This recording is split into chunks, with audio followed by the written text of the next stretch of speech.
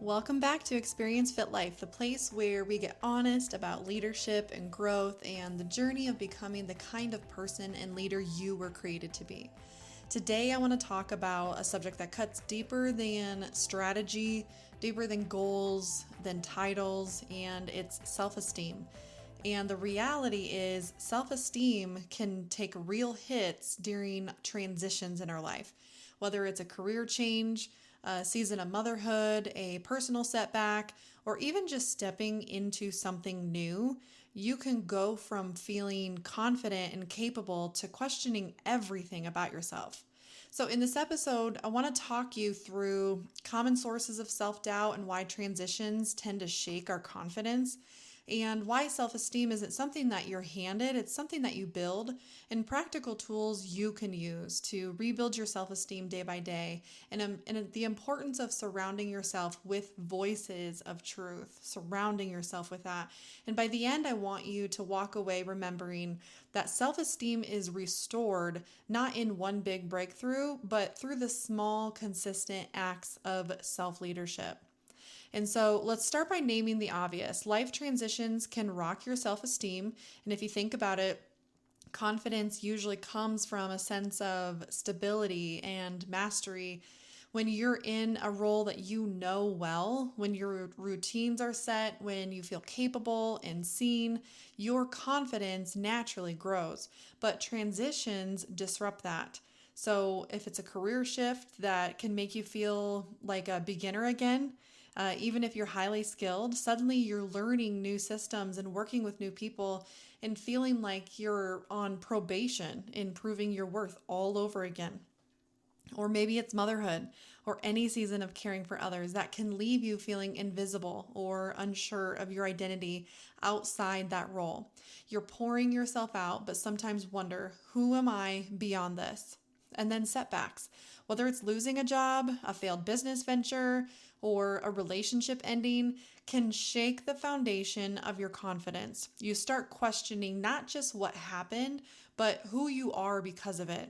And here's the kicker: self doubt often lingers far longer than the actual transition itself. Even once you're back on your feet, those old doubts can whisper, remember when you failed? Remember when you didn't measure up? But here's the truth: self doubt is common, but it's not permanent.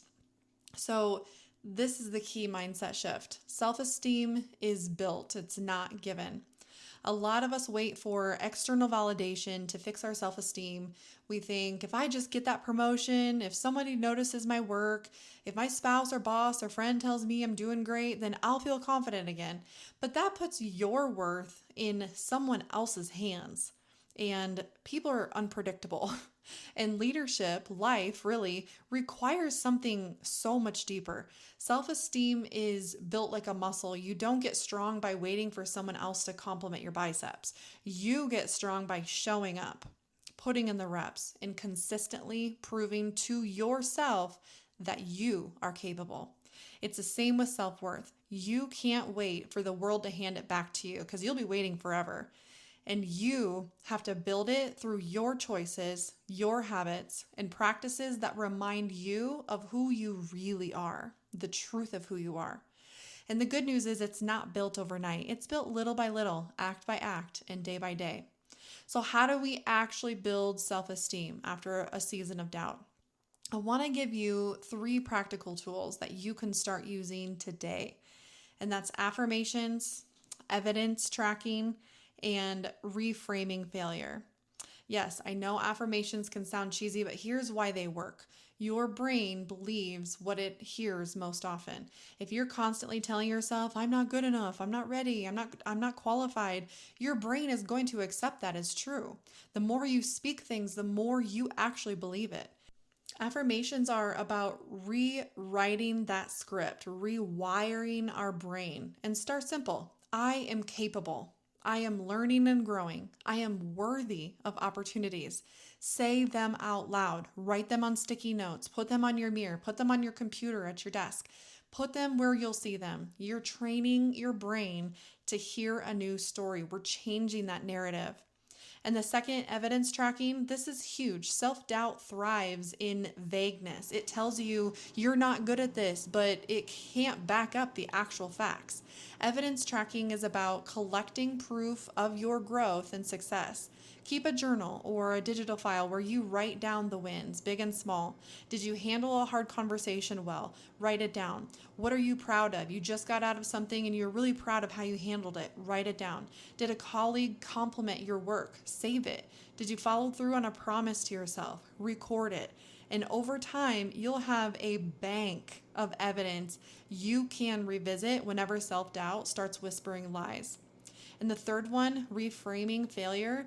This one might be the hardest. Failure feels like proof that we're not good enough. But failure is actually evidence that we're trying, stretching, and stepping out of our comfort zones. So instead of saying, I failed, try reframing, I learned from this. And instead of, I messed up, to, I gained clarity for next time. Every failure carries information. When you extract the lesson, you take back the power. And so let's talk about the people around you. Self-esteem isn't built in isolation. The voices you allow in your life matter. Who is speaking truth to you? Who's reminding you of your strengths when you can't see them yourself? Who's calling you higher when you're tempted to shrink back? Surround yourself with mentors who've been where you want to go, or peers who encourage and challenge you, or friends who see you beyond your titles or roles or what you can do for them. And sometimes you may need to limit exposure to voices that constantly criticize and drain or belittle. Protecting your self-esteem is also about protecting your environment. And the truth is, no one builds confidence alone. We rise faster and stronger when we rise together. So here's the big takeaway for today. Self-esteem is restored through small, consistent acts of self-leadership. It doesn't come from waiting for the perfect season or the perfect compliment or the perfect opportunity. It comes from showing up daily, speaking truth over yourself, tracking evidence of your growth, and reframing setbacks and surrounding yourself with people who remind you of your worth. Transitions and setbacks may shake your confidence, but they do not have to define it. You can rebuild. And not only can you rebuild, you can come back together more grounded and more resilient than ever. So my challenge for you this week is choose one tool. Maybe it's starting a simple affirmation practice. Maybe it's beginning an evidence journal. Maybe it's reaching out to somebody who speaks truth in your life. Just pick one and start small, and let that one choice become the first brick in rebuilding your self-esteem. Because you are capable and you are worthy, and your leadership, your voice, and your life matter more than you realize. So thank you for joining me today on Experience Fit Life. If this message encouraged you, share it with someone who's in a season of transition and needs this reminder. And if you're ready to go deeper, connect with me for coaching and resources, or to join our leadership community. And until next time, lead well, live well, and remember, confidence is built, not given, and you're stronger than you think.